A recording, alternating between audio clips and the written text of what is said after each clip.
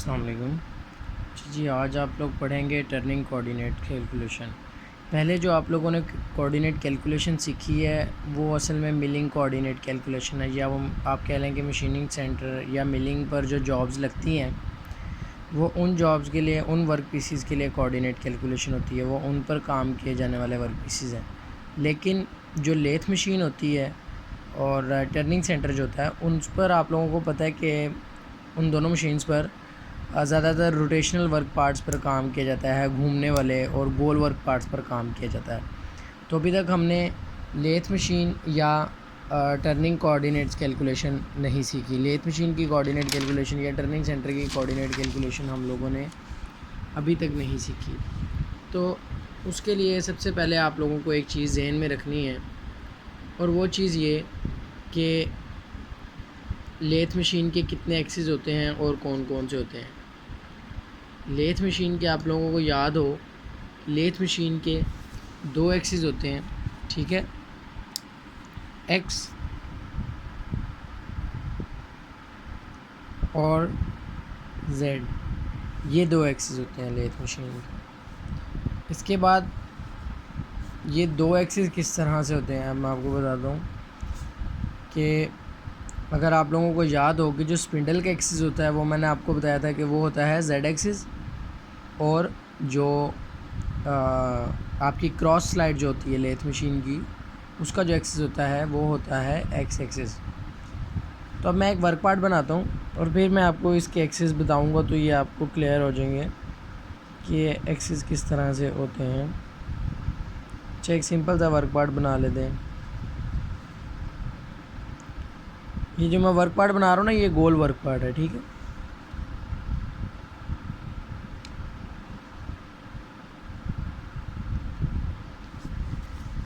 ये round work part है जो कि लेथ मशीन या टर्निंग सेंटर पर मशीन किया जा सकता है, ठीक है। अब बात यह है कि आप ये सपोज़ करें कि इस जगह से जो है ना, इसको चक ने पकड़ा हुआ है इस वर्क पार्ट को इस तरफ से, ठीक है। और ये जो वर्क पार्ट है, अब ये हम जिस तरह फॉर एग्ज़ाम्पल आप लोग ये देखें कि हम अगर लेथ मशीन को टॉप व्यू से देख रहे हों तो हमें इस तरह वर्क पार्ट नज़र आएगा, ठीक है। गोल वर्क पार्ट हो तो वो टॉप व्यू से इस तरह नज़र आएगा। तो अगर मैं टॉप व्यू से ही आपको इसके एक्सिस बताऊं तो वो ये दो एक्सिस होते हैं ना, एक जेड एक्सिस होता है जो मैंने आपको बताया, जो स्पिंडल का एक्सिस होता है वो जेड एक्सिस होता है, और दूसरा एक्सिस जो क्रॉस स्लाइड वाला, क्रॉस स्लाइड यूँ मूव करती है ना, यूँ टूल मूव करता है क्रॉस स्लाइड को चलाएँ तो ये जो एक्सिस होता है जो उसके क्रॉस में होता है जेड एक्सिस के, वो होता है एक्स एक्सिस। अब ये जहन में रखने हैं आपने, ये टर्निंग के लिए जो है एक्सिस वो ये होते हैं, ठीक है। तो ये क्या हो गया, ये हो गया एक्स एक्सिस और ये हो गया जेड एक्सिस। लेकिन अब इसमें प्लस और माइनस की बात करें, कि इसमें प्लस की बात करें तो ये एक्स इस तरफ को पॉजिटिव होता है और एक्स इस तरफ को, सॉरी मैं एक्स लिख गया, ये तो जेड होता है, ठीक है। टर्निंग सेंटर के केस में अच्छा ये कन्फ्यूजन होती है, बल्कि अच्छी बात है ये मेरे से हो गई है ताकि आप लोगों के जहन में रहे। ये एक्सिस जेड होता है जो स्पिंडल का एक्सिस होता है, ठीक है, जिसके गिर्द स्पिंडल घूमता है, और इसमें राइट साइड पर पॉजिटिव होता है जेड और लेफ़्ट साइड पर जेड नेगेटिव होता है। अब बात करें एक्स की, तो एक्स जो है जब हमारा tool towards the work part जा रहा होगा तो एक्स नेगेटिव होगा, और वर्क पार्ट से दूर आ रहा होगा तो एक्स हमारा पॉजिटिव होगा। अब इसमें केसेस जो हैं वो डिफरेंट हैं। अगर मैं बात करूं कि दो तरह के टर्निंग सेंटर्स होते हैं। अगर मैं टर्निंग सेंटर की बात करूं, एक टर्निंग सेंटर होता है जिसका टूल जो है कटिंग टूल वो इस तरफ से आता है, ठीक है। उस केस में ऊपर की जानिब तो एक्स पॉजिटिव होगा, लेकिन नीचे की जानिब वो एक्स नेगेटिव होगा।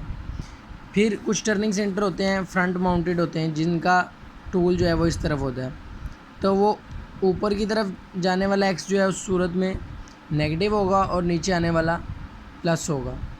ठीक है, बहरहाल आप अभी यह ज़हन में रखें कि ये जो है ये एक्स एक्सिस होता है। मैं आपको एक चीज़ बताऊंगा, हम लोग सबसे पहले इसी ड्राइंग के कोऑर्डिनेट्स देखेंगे, ठीक है, और एब्सोल्यूट सिस्टम में देखेंगे। अब टर्निंग के जो कोऑर्डिनेट्स होते हैं, इसमें होता क्या है कि जब भी आप टर्निंग करते हुए लेथ मशीन पर भी अगर आप एक साइड से 1 मिलीमीटर की डेप्थ देते हैं या आधे मिलीमीटर की, फॉर एग्जांपल आधे मिलीमीटर की आप डेप्थ देकर इसको टूल को चला देते हैं, तो आधा मिलीमीटर तो इस साइड से कटता है, लेकिन वर्क पार्ट जो है वो घूम रहा है, तो इसीलिए बाकी साइड से भी, यानी दूसरी साइड जो होती है इसकी, उस साइड से भी आधा मिलीमीटर कट जाता है, क्योंकि वो वर्क पार्ट जो है वो लगातार रोटेट कर रहा है। इसी वजह से वो आधा मिलीमीटर डेप्थ ऑफ कट दिया हुआ वो हमें कितना डाया रिड्यूस कर देता है, वो आधे mm का डेप्थ ऑफ कट 1 mm का डाया रिड्यूस करता है, यानी कि उसका डबल कटिंग कर देता है। वो डबल क्यों करता है ये आपको मैंने बता दिया कि एक तरफ से हम डेप्थ ऑफ कट देते हैं, लेकिन वर्क पार्ट रोटेट कर रहा है जिसकी वजह से इस साइड से भी कटिंग हो जाती है जब ये साइड इस तरफ को आती है। ठीक है ना, तो ये चीज़ आप लोगों ने जहन में रखनी है कि डेप्थ ऑफ कट से डबल जो है वो कटिंग परफॉर्म होती है। ठीक है, टर्निंग के केस में या लेथ के केस में। अच्छा, अब बात करेंगे हम एब्सोल्यूट कोऑर्डिनेट सिस्टम की। सबसे पहले मैं इसको जो है ना ये अपना रेफरेंस पॉइंट बना लेते हैं, जो है वर्क पार्ट का सेंटर, फ्रंट वाला जो सेंटर होता है उसको हम अपना जो है रेफरेंस पॉइंट कह देते हैं। तो अभी होता क्या है कि टर्निंग सेंटर में या लेथ मशीन के वर्क पार्ट के कोऑर्डिनेट्स में हम लोग जब एब्सोल्यूट सिस्टम की बात करते हैं, आज हम एब्सोल्यूट सिस्टम की ही बात करेंगे। जब एब्सोल्यूट सिस्टम की बात करते हैं तो वर्क पार्ट का हम लोग एज इट इज़ डाया लिखते हैं। फॉर एग्ज़ाम्पल अगर मैं कहूँ कि ये फासला है, इसको यहाँ दरमियान में लिख लेते हैं, ये फासला है 10 और ये फासला है 30 कर लेते हैं इसको। ठीक है, और इसको कितना करें, इसको 20 कर लेते हैं और इसको भी 30 कर लेते हैं। तो होता क्या है कि जब हमने, अगर तो मैं मिलिंग कोऑर्डिनेट्स की बात करता, मैंने यहाँ से यहाँ जाना होता तो मैं वाई को कहता 5, क्योंकि ये 10 है ना, तो ये आधा ना एक साइड से इधर जाना। लेकिन जब हम टर्निंग सेंटर की बात करते हैं, वर्क पार्ट गोल है, टर्निंग सेंटर या लेथ मशीन में जब भी हम, क्योंकि ये जो एक्स है ना, ये डायामीटर वाला एक्सिस जो है वो एक्स है। ठीक है, तो जब भी हम एक्स की वैल्यू पुट करेंगे, जो हम एक्स की वैल्यू लिखेंगे एब्सोल्यूट सिस्टम में, वो ऑटोमेटिकली मशीन उसको डायामीटर के तौर पर रीड करेगी, कतर के तौर पर रीड करेगी। अगर मैं लिखता हूँ ना x10, तो मशीन इधर इसको रीड करेगी कि ये है x10। ठीक है, हालांकि टूल यहाँ पर है, यहाँ से यहाँ तक फासला अगर देखा जाए तो 5 बनता है, इस पूरे का हाफ। लेकिन जब भी हम एब्सोल्यूट सिस्टम में x के साथ जो भी वैल्यू लिखेंगे, मशीन उसको डायामीटर ही गिनेगी। ठीक है, तो अब ये इसी तरह अगर मैं स्टार्ट करूँ, पहले ये पॉइंट आपको बता देता हूँ, A B C D और E। A पॉइंट से स्टार्ट करते हैं, तो A पॉइंट क्या होगा हमारे पास, x0 और z0। अब आपने ये ज़हन में रखना है कि z इस तरफ को नेगेटिव है, इस तरफ को पॉजिटिव है, और ये x एक्सिस है, x में हमने डायामीटर लिखना है अभी फ़िलहाल। ठीक है, अगली स्टोरी जो है प्लस माइनस वाली, वो हम लोग इंशाल्लाह बाद में डिस्कस करेंगे। इंक्रीमेंटल पोजीशनिंग सिस्टम को भी बाद में डिस्कस करेंगे। फ़िलहाल इसका एक बेसिक सा कॉन्सेप्ट ले लें आप लोग कि टर्निंग कोऑर्डिनेट कैलकुलेशन किस तरह से होती है। अब मैंने यहाँ पर है टूल 0 पर, तो अब मैंने यहाँ पर आना है, तो यहाँ पर डाया कितना है, टोटल डाया है 10, तो आप लिखेंगे x10 और z0। B to C जाना है, तो अब x आपका 10 ही रहेगा, एब्सोल्यूट सिस्टम है ना, x में कोई मूवमेंट नहीं है, B to C x में कोई मूवमेंट नहीं है, x तो यूँ है ना। ठीक है, x ये डायामीटर वाला जो एक्सिस है, x 10 रहेगा जबकि z में आपकी मूवमेंट हुई है -20। z एक्सिस में जितना फासला होगा वो ऐसे का ऐसा ही आएगा, क्योंकि वो कतर थोड़ी है, वो तो लेंथ है। तो उसके बाद c से d की तरफ जब आपने जाना है तो आपने x30 लिखना है, क्योंकि वो डायामीटर को रीड करेगा। ठीक है, टोटल डायामीटर जो होता है वो उसको रीड करती है मशीन, और z जो है आपका वही सेम रहेगा।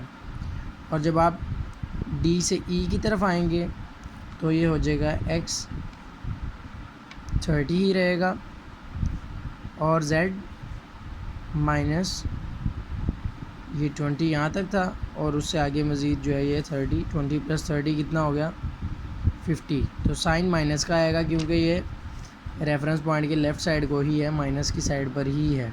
ठीक है, तो ये इस तरह से टर्निंग की कोऑर्डिनेट कैलकुलेशन होती है।